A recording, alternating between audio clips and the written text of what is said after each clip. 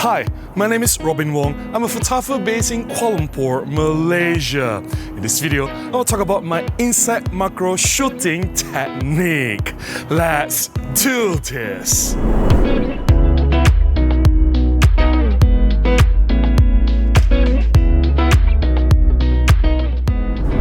I have received so many questions about my insect macro shooting.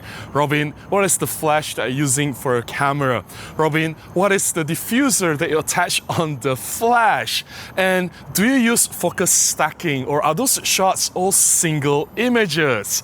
Well, do not worry, I'm gonna answer all these questions in this video. I've actually made a video to talk about my insect macro shooting before. I'll put the link to the video up here. Please check it out. I've shared everything about my technique, but that was about 6 or 7 years ago, and obviously some things have changed. However, all the basics stay the same. The camera settings, my execution, they remain unchanged. But hey, do not worry, I'm going to go through every single step. I'm sharing everything I can about my insect macro shooting. But first, let's take a look at some of my newer insect macro shots that I've taken recently.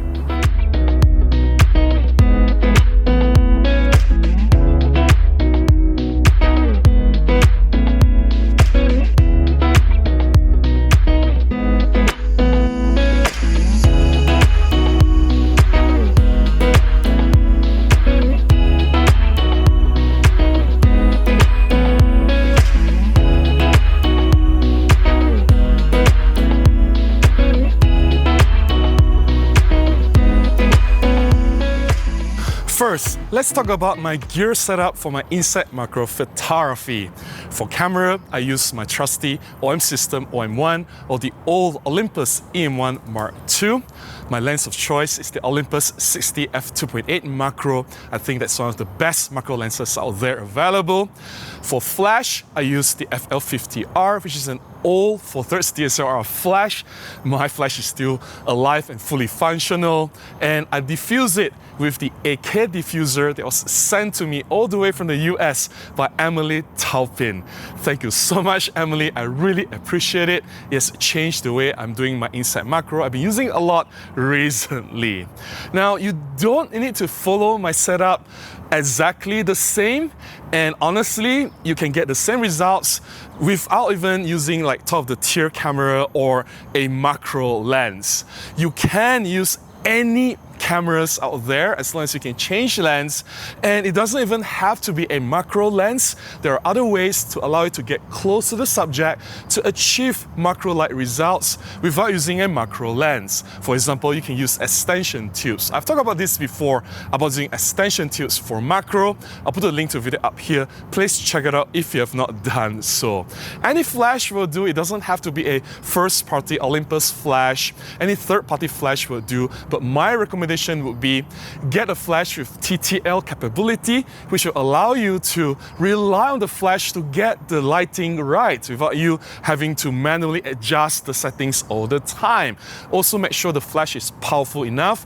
My suggestion would be anything from guide number 50 and above. And make sure there's a way to soften the light. Put a diffuser, reflector, a softbox, or whatever method that you can do. It doesn't have to be an expensive diffuser.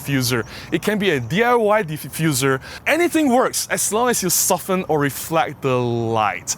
And most importantly, don't worry about gear. Your technique and your execution matter more.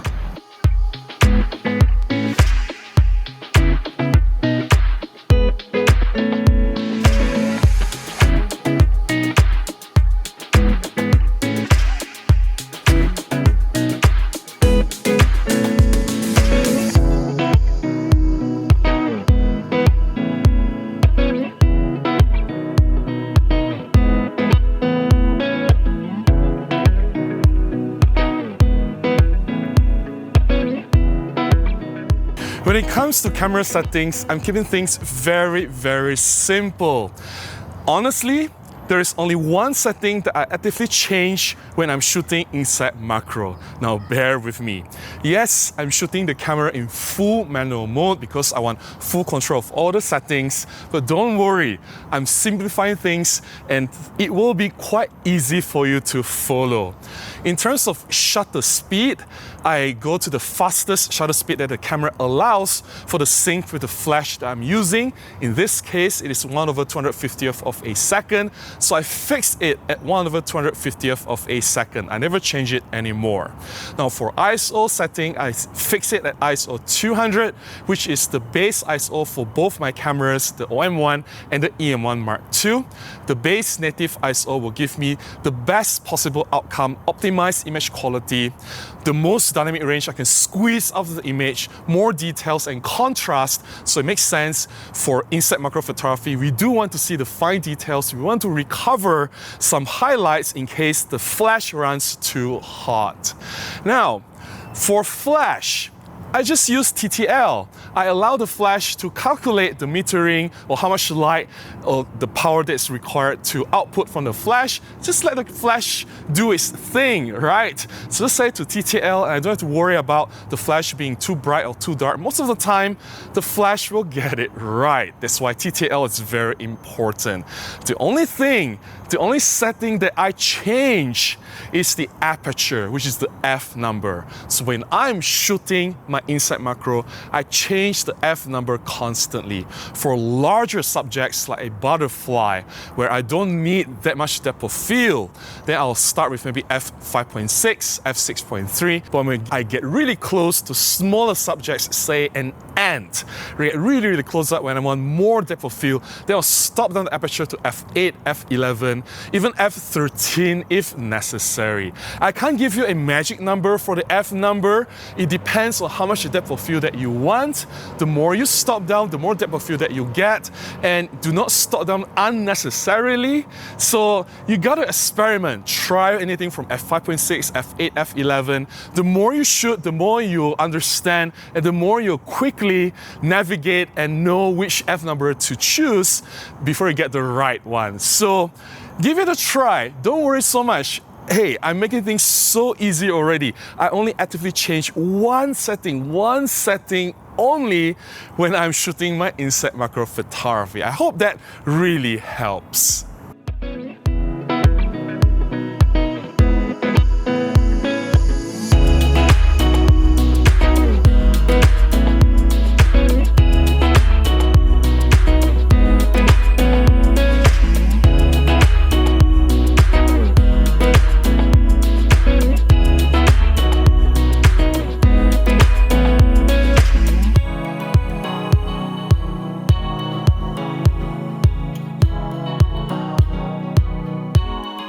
My macro images were all single shots. I don't use focus stacking because it is usually very windy in Malaysia. So either the leaf that the insect is on, the leaf is constantly shaking, or the insect is active, it's constantly moving, right? The ant doesn't stop, it just moves and moves and moves, and jumping spiders, they jump, and the bees, they fly. I mean, nothing stays static most of the time. So in order to get the shot, I believe that focus stacking is very difficult to execute, at least for the bugs that I find here in tropical weather in Malaysia. So I don't rely on focus stacking. They are all single shots, and I believe that the single shots, they look good enough, at least for the kind of images or the macro results that I'm aiming for. Of course, if you want something more advanced, you want to experiment with focus stacking, there are other YouTube channels or videos out there to help you with that. I don't do focus stacking.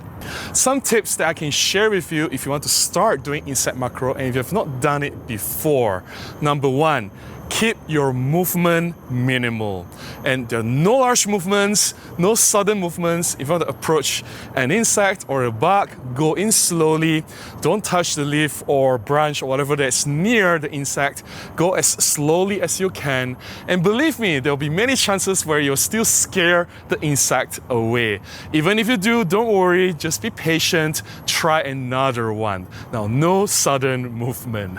Number two, try to feel the frame. There is one mistake that I observe a lot of people do, is that they go and look at the inside in the frame and oh, I got something, but the inside is so tiny in the frame, right? They can go a lot closer.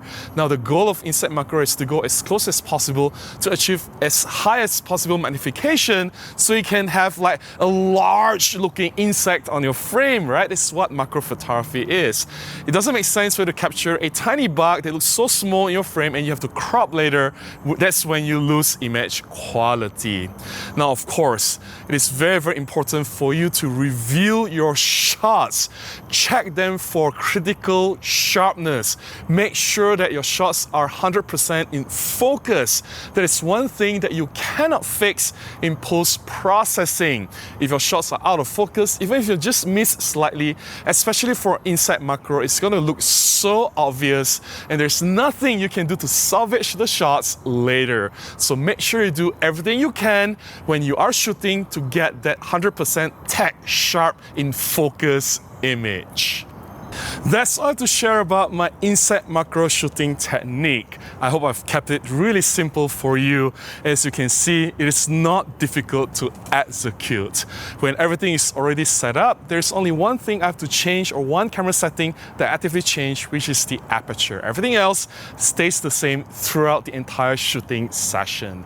And the trick, honestly, for a good insect macro is to find something so beautiful, so uncommon, and that's part of the fun, right? When you're hunting for something that maybe you've not seen before, or something that looks so incredibly beautiful, and you capture that, that will give you that satisfaction of doing insect macro.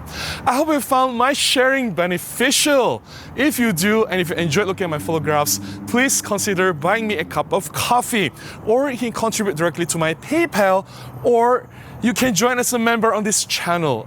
Links in the description below on how you can do any of that. Any support, any contribution goes a long way, will definitely help me to continue sharing more tips here on my photography or any photography in general. Until the next one, please go out and take more photographs. Bye-bye.